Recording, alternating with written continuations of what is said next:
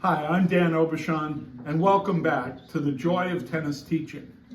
It's the BNP time here in the desert, and by far the best part of this tournament for me is getting to see my good friends. And today we have the senior member of the visiting group here, Mr. Roger Darrohn. Roger, you and I met at the 1979 PBI annual meeting at the Hyatt Kuilima. And can you answer one question? How can a couple of obnoxious pricks like you and me stay friends for this long? Well, because we have something in common. And Stacy wanted me to ask you why you do so much feeding in group lessons when that's always been something we've opposed in PBI. I think it's because of I do a lot of drills now with my teams. So it's like on the pro circuit, there's a lot of feeding, and so that's why. Yeah. Okay. Well, the more serious topic that I wanted to get to is between the two of us, we've got like 100 years of teaching experience. What is it about teaching tennis that you've loved for this long? For me, I just feel that it's what I do. It's like who I really am. I can be fully Roger when I'm out there because I can have fun. I like running around. I like communicating with people, and so that's it. I feel like fulfilling who I am. That's great. Last time we did this video, you also said something that you said when you go out to teach, you tell Ulrika each time, what are you heading out to do? I'm going out to change the world. Going out to change the world and affect people's lives. That's right. That's what we're trying to do every day. So that just means you got to try really hard. I also say I'm going to slay dragons when I leave.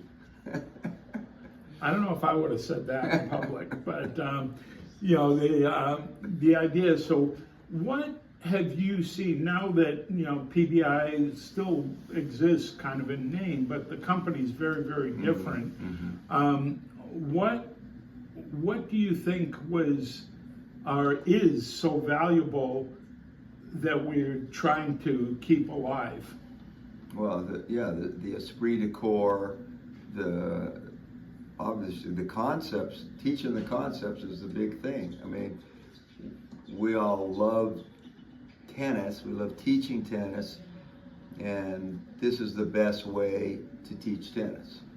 So, I mean, I was talking to Stacy about the same thing and saying that, you know, part of recruiting and things like that, I would always tell pros that even if somebody leaves PBI, and they could teach anything they wanted because, you know, we have our way of doing it and you're supposed to do it that way, that they still teach the PBI way, whether they're in PBI or not, because it's really the only way to teach tennis that makes any sense. Yeah, it really is. And that's the message that, you know, I obviously set up Roger with a couple of jokes here to get started. But I had a good feeling that was the answer that Roger was going to give. And in the coming weeks and issues of the Joy of Tennis Teaching, we're going to really focus in on the very basics of PBI techniques and how you build your knowledge as a tennis teacher. How would you describe PBI teaching concepts to somebody that was new to teaching the game? Well, like the first word that comes to mind is it's simple, because this is what we keep getting back from our students. When we do these lessons, they come back and they say, this is so simple. I never thought of it this way or saw it that way before, and now it's clear and it's actually way easier than they even thought. One of the experiences I had in the years running training programs for pros was that a lot of times pros came in and they had the stuff that they had learned, and the stuff that they had taught or the stuff that their teacher had taught them. Right. And they were instantly attracted to the PBI ideas and concepts. But I always felt that they made a mistake because they felt like the PBI concepts were a higher level than what they were teaching. I always thought of it as a different thing, that PBI gave you the real foundation. That with the PBI concepts were a better foundation than what we all taught. I mean, I taught watch the ball, rack it back, and all that crap before I met Peter, and I wanted to, go back and reteach those lessons if I could somehow. And you've heard that from trainees. We've all heard that. We've all felt that. But to me, it was because I felt like PBI provided you with a solid foundation of really understanding the game. There are a lot of gimmicks and ideas and phrases and drills and concepts that I've borrowed, stolen from other coaches over the years. But I think it's easier to steal those things once you have that solid foundation. Yeah, exactly. Once you've got the understanding, and that's the big word, then your mind opens up, and then you can do pretty much anything.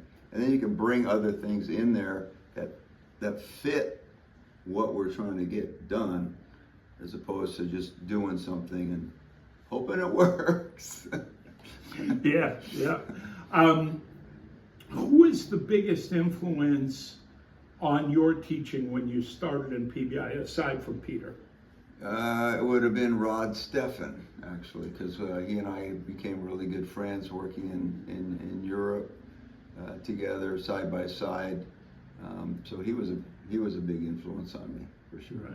Right. For me, it was Rob Smith, because we were together in Hawaii for a lot of those things. And I remember the first big praise I ever got from Peter was we were doing these clinics where Peter would do a demo, and then we each had our 4 students spread out.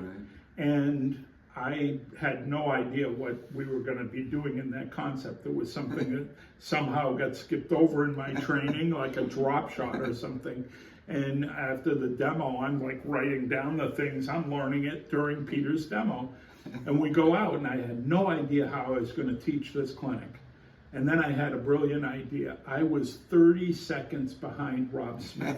Word for word, what Rob would say, I would turn to my students and say, leaning over and listening to Rob. And Peter's roaming around. He comes into my court, and he does his thing, and he leaves. And then at the end, we had the group session where Peter is going around, and I was used to, this is what you did right, Rob, this is what you did right, Ted, this is what you did right, Jim Martinez, okay, let's settle in, this is what you did wrong, Dan. But that day, he went around and he said, Dan, that was one of the best group sessions I've seen you do. And I looked at Rob and was just like, yes, thank you, Rob Smith.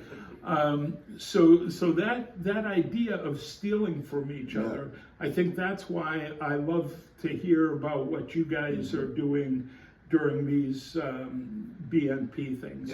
The time of getting together and watching it. Every night I hear Stacy Sims tell me how great Jim is as a teacher. So I'm very excited to hear that about Jim. And, we'll bring him in for the next interview. It's so true, yeah. And I did the same thing in Austria. I mean, one, I didn't speak German very well, but, Rod was on court 1, Vasco was on court 2, and I was on court 3. So Rod did a drill, Vasco did a drill, and then I just did what Vasco did. So it was just like, whatever happened over there was going to happen over here in a couple of minutes. Right. And, I remember Dennis Vandermeer talking at a conference once where Dennis developed the official standard method of teaching that became the original test for the PTR and all of that business. But Dennis was very honest about it. He said he designed the official standard method, which he trademarked, as a way of preventing bad teachers from ruining students. basically it was paint by numbers. Right. And that's the other thing I tried to explain about PBI coaching takes time, because what we do is we give you the concepts. To me, the concepts are the colors. Right. We give you the paint and we give you the different colors. But each student is the individual canvas. Yeah. And so it's not paint by numbers. You know, you can't say, I'm always going to do this color on this forehand. Right. I'm going to, you have to have some nuance and something to develop it. Yeah, and I remember when we were recruiting pros, and I would hear about the Vandermeer, and I would always say, well, we're like 180 degrees from that. There is no such thing as a standard student, so you have to have a lot more talent and skill and a bigger toolbox to be able to teach all the different types of players that there are, and teach not the method, but you teach the student. That's the whole thing. And that's the message I want to end on, because to me, you haven't arrived as a teacher until your lesson is 100% focused on the student. Exactly. As long as you're still worrying about your own ego and what drill am I doing and what am I going to do and all of that, you can't be there. And I've got a great Peter story to finish this off. Peter came to the desert, and I told him I was going to quit playing tennis unless he could fix my high forehand volley, which is something we commonly came up with, you know, different reasons to. I said, I'll still teach, but I'm never playing again in my life. My high forehand volley just completely sucks. And so Peter did this drill with me that I'd never seen him do before. He fed me some balls and I hit the high forehand. He said, well, you're not getting enough spin on the ball up there. I was like, well, how do you spin the ball when it's up here over your head? And he made me tip the ball backwards. He fed a whole basket of balls that I tipped backwards. Right. The whole time thinking, this is the silliest thing I've ever done in my life on a tennis court, which was saying something. And then the second basket, he made me just pop them way up in the air. And the third basket, he said, okay, now I want you to get set like you're going to tip it backwards. But instead of popping it up, I want you to try to hit it as hard as you can into the net, but do it with your racket face open. And I hit the greatest screaming forehand volley I'd ever hit in my life. I mean, it hit a few feet inside the baseline and hit the back fence on the oversized stadium court we had at Desert Springs at the time. And Peter fed the next ball, and I was still watching the one before, and he actually hit me in the head with the feed. And he said, what's wrong? And I said, well, what happened? I've never hit a ball like that in my life. And he said, well, let's keep going. And not 6 months later, maybe 3 months later, we were on Maui at a PBI annual meeting, and I was talking to a former PBI pro, William Brown. And William said, yeah, I'm playing in Puerto Rico in these men's leagues with Ted and all this stuff. And he says, I'm having so much trouble with my high forehand volley. I'm like, oh, William, let's eat lunch real quick, and I got to show you this drill Peter did with me. And we went out on the court, and I did like an abbreviated version of it. And Peter walked by. He stopped for a couple of seconds, and then just kept going. No big deal. I thought, well, he's going to say something about me using his great drill. Peter saw me later that afternoon, and he said, what was that drill you were doing with William? It's Peter. And I thought he was kidding me. But he was totally sincere.